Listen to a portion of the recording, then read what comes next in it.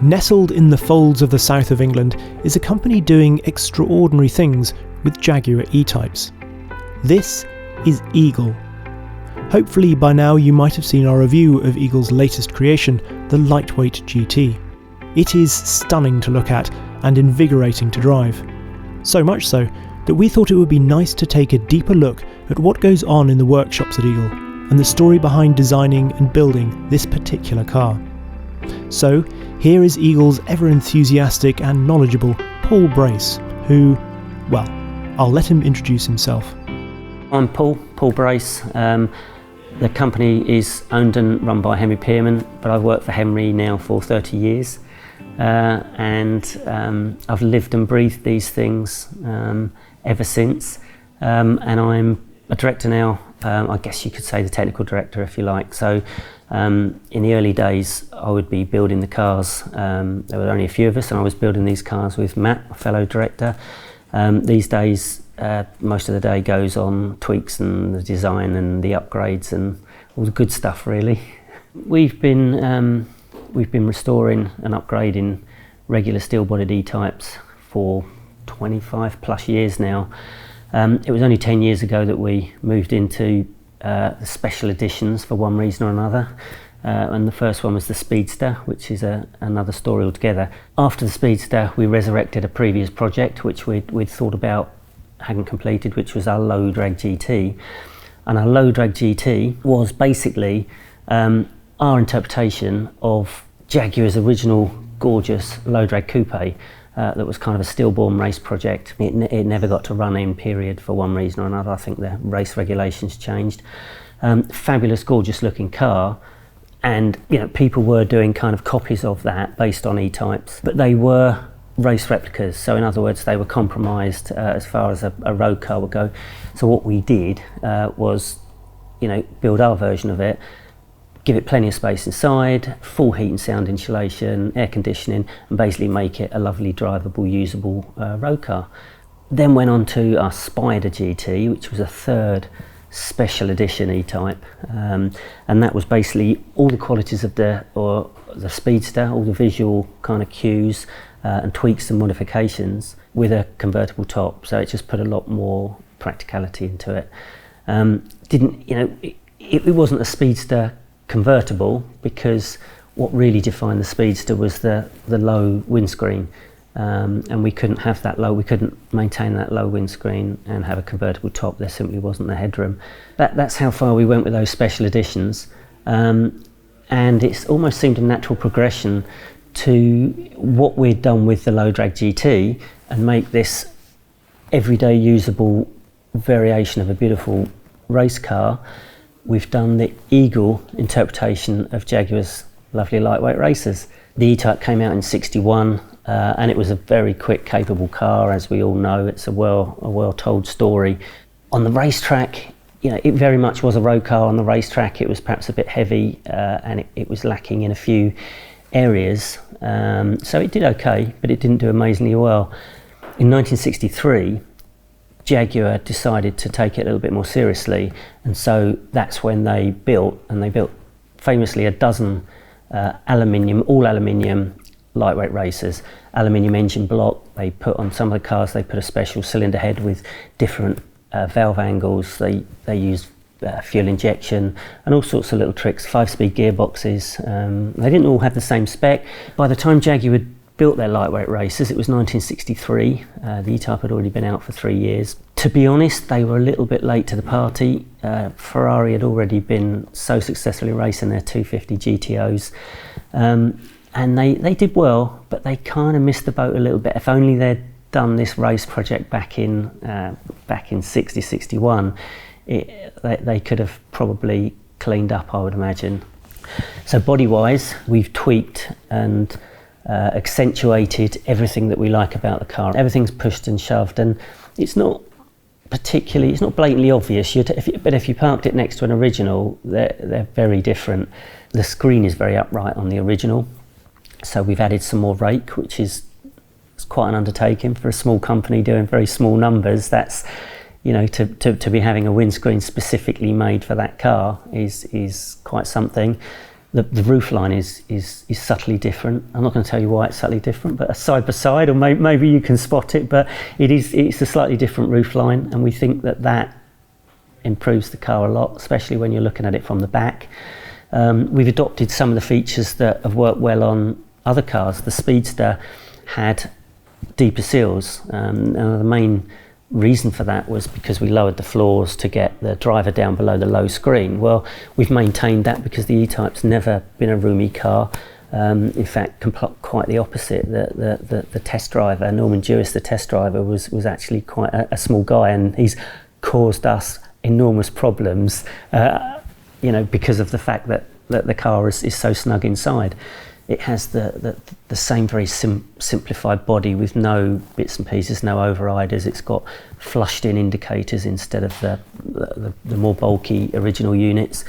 The rear end comes around to a small number plate aperture. It worked well on the Speedster, and I think it lends itself to that as well. We've maintained that nod to its race heritage. We've got subtle roundels on the doors and the bonnet. We've maintained its key feature is its hardtop. We've maintained the features of the little roof vent and the little boot vent. The rear vent, the boot vent, vents the rear brakes, and the roof vent vents the cabin. So they're still practical, but that's just given it that little nod. And the overall package, we believe, is a kind of a nicer, more hunkered down, more kind of contemporary look, if you like. It fits in with what we're used to. We all know that the E-Type the original E-Types had super narrow tyres, which is just how they were, and that looked fine in its day. And it wasn't very many decades, possibly not very many years, before they actually had little skinny wheels.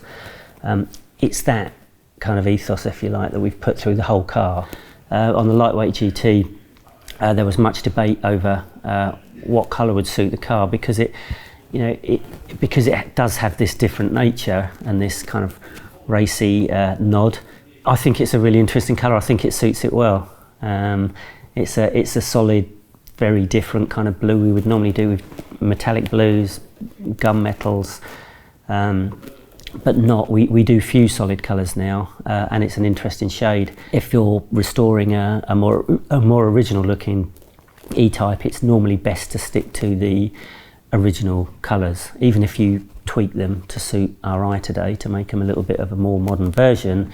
That car clearly wants to look different, wants to look special. So since the previous incarnations of since our previous special editions, we're always looking for the next thing to do and how we can improve what we've already done. We're introducing and we're exploiting new technology, new parts, new materials.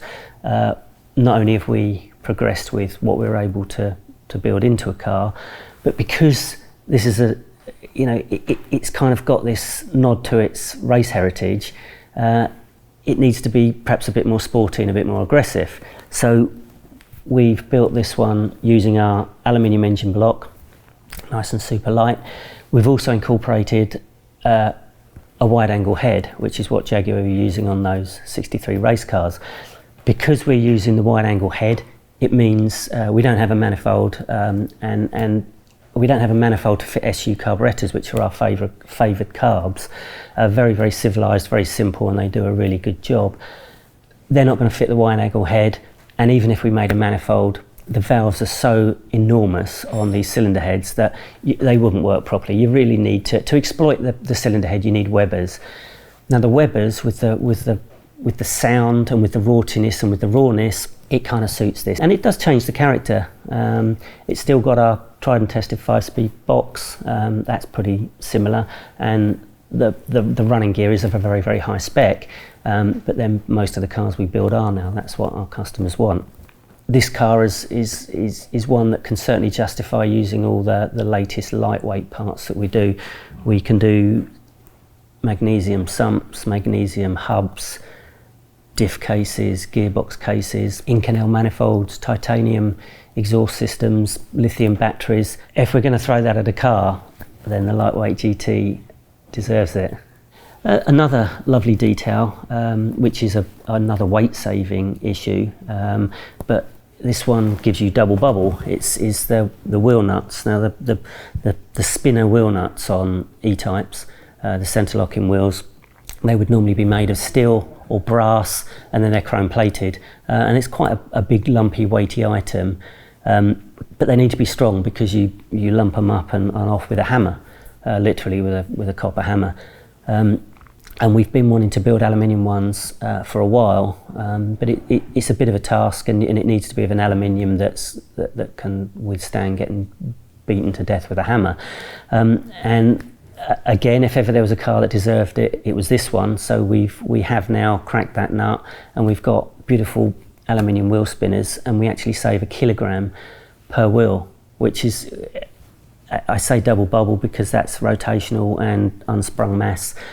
So it becomes an even more valuable and beneficial weight saving. We've got the weight down to 1,017 kilograms, and this is on a car that's full heat, full sound insulation, air conditioning, leather seats, Alcantara headlining, heated windscreen. It's a really nice, usable, civilised car, and it weighs 1,017, and that makes an enormous difference to everything. It improves, as we all know now, it improves every dynamic of the car, the acceleration, the cornering, the ride quality, the fuel economy. So that's quite a thing. And with the wide angle head and the 4.7, it's got tons of torque. It's got 380 horsepower, which these days, the kind of figures that get thrown around, that doesn't sound massive, but it's got 380 foot-pound of torque as well. And in a car that weighs about a tonne, the power to weight is actually pretty impressive. And it's the way that it does it as well. It's not turbo power, it pulls from nothing, and it just keeps pulling and pulling and pulling. With the wide angle head and the Webers, it's got a more distinct power band than we're used to. Most of our cars will be specified with a 4.7 litre engine, and they'll pull from absolutely nothing, and they've just got this linear pull all the way to the maximum revs, and it's pretty seamless. Now this one has got perhaps a touch less torque low down, but it's got a much more distinct power band, which again kind of suits the nature of the car really. It's this kind of racy look car, and it performs in that way too. Well, the suspension on our cars is, we use all the original parts. We use as many original parts as we possibly can on the car. The suspension is one of those. It was actually really good suspension in its day.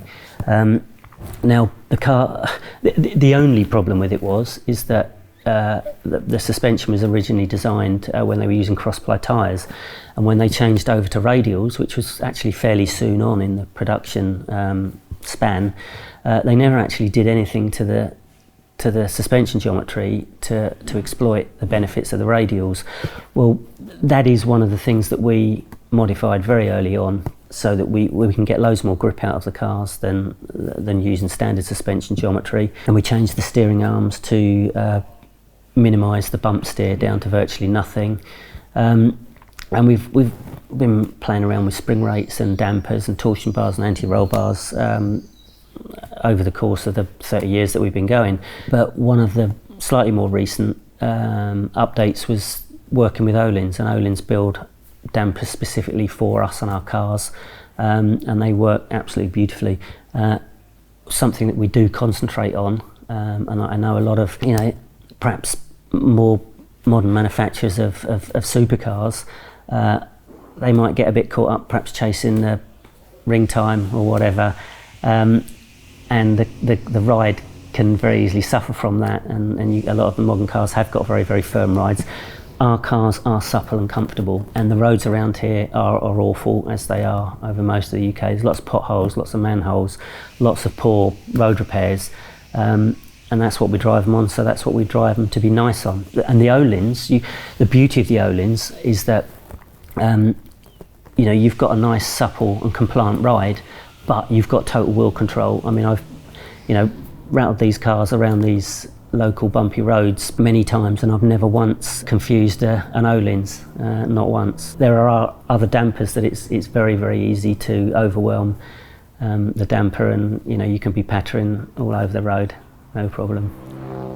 We still maintain all the traditional processes and practices. We've still got guys here that I think you could quite comfortably categorised as being craftsmen, doing craftsman work. They're working on machines. Andy in our machine shop, fabrication shop, is working with machines that are a lot older than we are, and they do the job perfectly. All our bodies are finished by hand and everything else. So we've got the traditional craftsmanship, but we are blending that with all the modern processes and techniques and materials. It would be crazy not to, and it's an awful lot of fun. And I think the most notable at the moment, which I'm finding personally really exciting, is 3D printing. We can literally 3D draw a shape that would be otherwise impossible to either fabricate or to cast or to machine. Some things there's a limit to what you can do with those processes. You email the file away to the 3D printing company, and as if by magic, 2 weeks later it turns up in a cardboard box, and it's terribly exciting opening the box and seeing the part that you've just drawn. But it's just so useful as well. And the real beauty of it, and what we find so valuable, is that where we're producing things in such small numbers, and where we're constantly evolving and trying to improve and exploit whatever has just become available or whatever we might have just learned, with laser cutting or with machining, you would generally try and do batches of parts to get the price half sensible. So you might get 30 parts laser cut, you might get a dozen parts machined to make it viable price-wise. Then you go and evolve and want to do it a different way, and you're wasting 8 parts that you might just be leaving on the shelf. With 3D printing, it isn't like that. We can have one made, and we can tweak the next one to suit a little bit better or make a modification, and the next one has got the improvement. So it's absolutely fantastic. As far as numbers go, the numbers we produce, I don't think we would particularly cap one and say it's a limited edition or anything. That the numbers are naturally capped by the fact that we're a very small company with no intention of getting any bigger, and there's such a small limit to what we actually physically can do. They're never going to be common. They are going to be very, very exclusive. To date, we've built 6 Speedsters, only 1 Spider GT, and the other one in build.